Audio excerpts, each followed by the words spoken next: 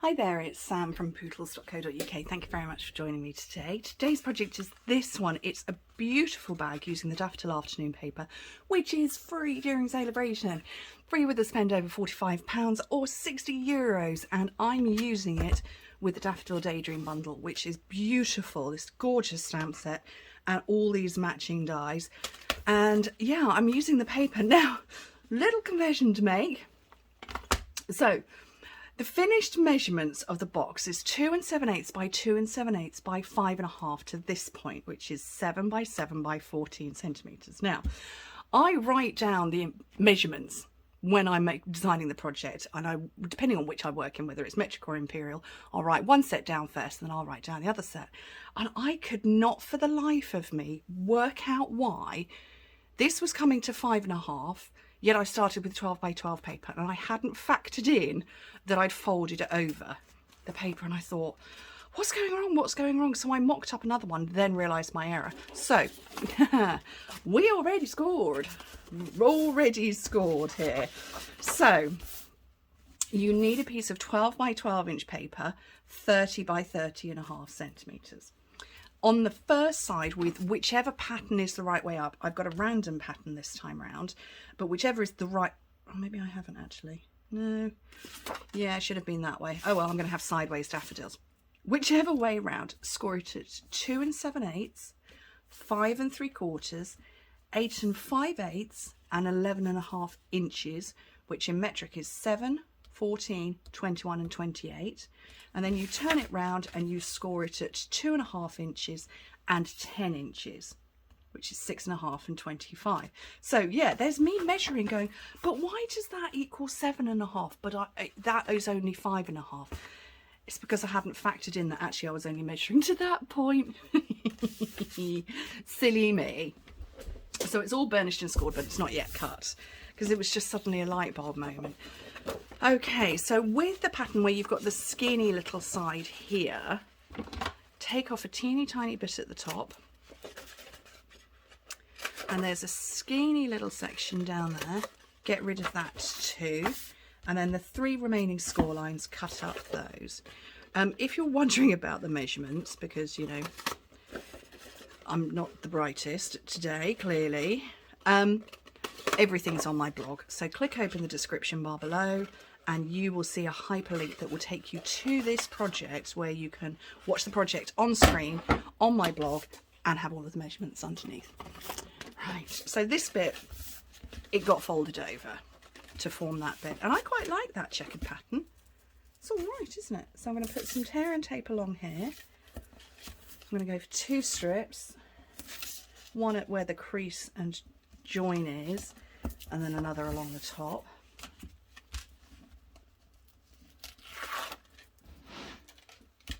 Peel off the backing and then just fold it over, and I already did this when I was building up my other one, scored it, but just come along and re-burnish those parts, then you know it's going to fold nicely. Okay, oh, that was the bit I needed to trim. Okay, more tear and tape along here. Might need another bit there. Just a teeny last little bit. There we go.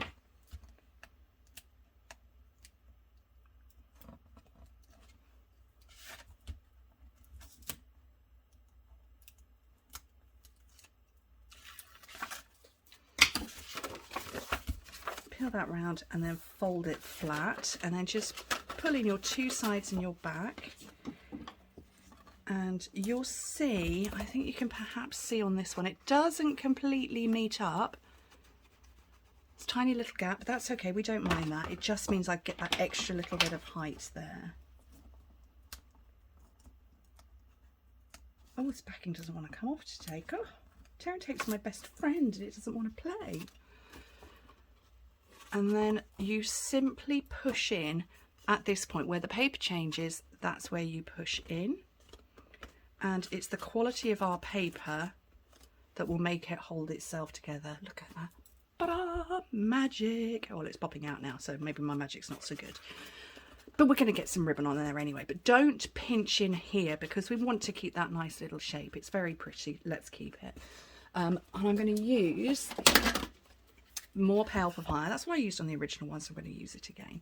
So I'm going to come round the front, the back, and then I'm going to come round a second time because it just gives a little extra security on the whole bow closure thing, because we all know that I've got issues with bow tying. You see, that went all loose and wibbly, but that's okay. Trim off the ends. And then, how pretty is that?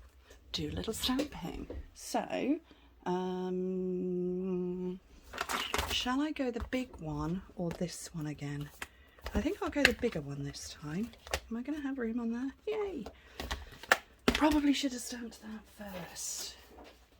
Silly Sam. Okay, is that die going to fit on there? Okay, let's. I'm using my the plate from my mini cut and emboss as my guide for the width of the paper I want. Big block.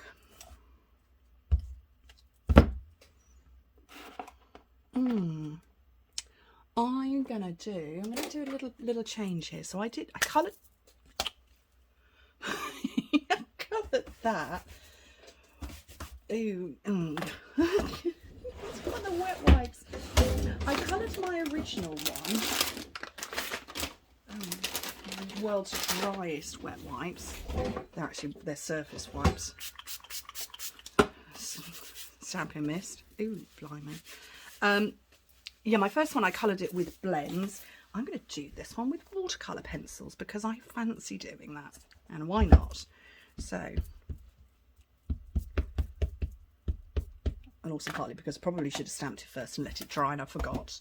So, you know, give that a shake. Press firmly. Oh, stays on such a rich colour, isn't it? Okay, let's get the dies out. Really do hope they're matching dies. Haven't tried these ones yet. There they are.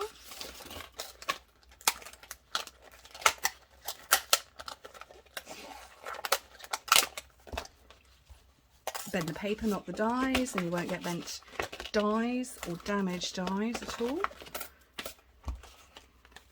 Put that back in. Just let that stays on dry a little longer.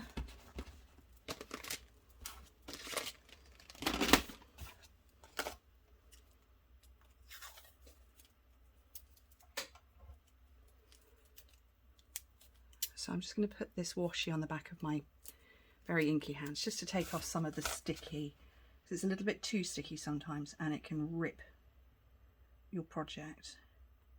We don't want that to happen.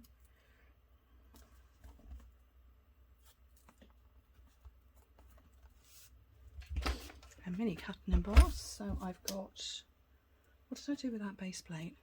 Oh, there it is. So plate number 1, plate number 2, die on.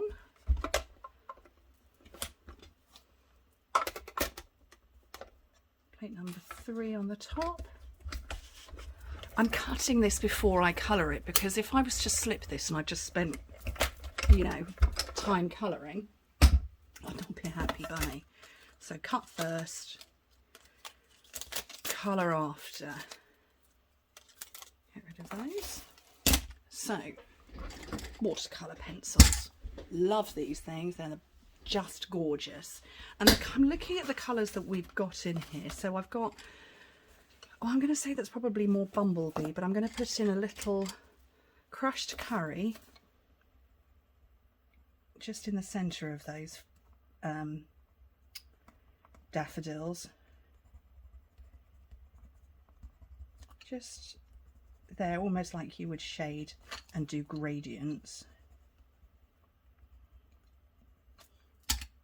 And then some Daffodil Delight over the top, because, you know, colouring daffodils here, and you can see with this that I'm not going up to the edges at all. I'm not very good at colouring in, staying inside the lines. So I like watercolour pencils and blending brushes for that. Blender pens, sorry. I'm going to go, it's garden green. That I'm probably thinking is more, yeah, no, we'll go garden green. And again, I'm not trying to go near the edges. I'm just getting the colour in place.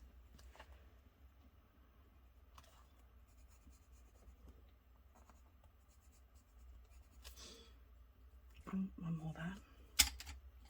And then the magic of a blender pen is that you move the colour. And so I'm pushing it. I'm starting with the dark and I'm pushing through to the light and going to the edges. It's cheats colouring in. That's what I call it. I don't know how well it's going to show up on camera, and I don't stand to look in. Oh, colouring inside the lines, and I went outside the lines.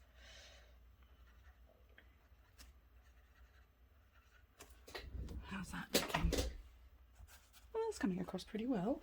I'm just going to scribble on a bit of paper to clean off the tip of my blender brush, and then I'm going to colour that green and just, yeah, watercolour pencils, brilliant things. I said it in a video the other week that, you know, I had watercolour pencils when I was younger, and I thought you dipped the pencil in water and then drew with it. It's only when I joined Stampin' Up! Found out that's not what you do. You lay the colour down and then you take the water to the colour, not the colour to the water. Who knew in 1980 something or other? Not me. And then if you want to, I'm going to come in with this crushed curry again. You just come in with a little bit more of the dark where you want it, a bit like you do with blender pens, blends rather, alcohol markers. Just add your depth of colour, pop it on, get this on the project, and that will be me done. And I think that's, you know, a rather nice bag. You could add a sentiment to it if you're gifting it to somebody for birthday, whatever. I just think they're lovely, and the detail in that is fabulous. So, and I like the shape. I think the shape's very nice. I hope you do too. Thank you ever so much for joining me. Hope to speak to you very soon. Bye.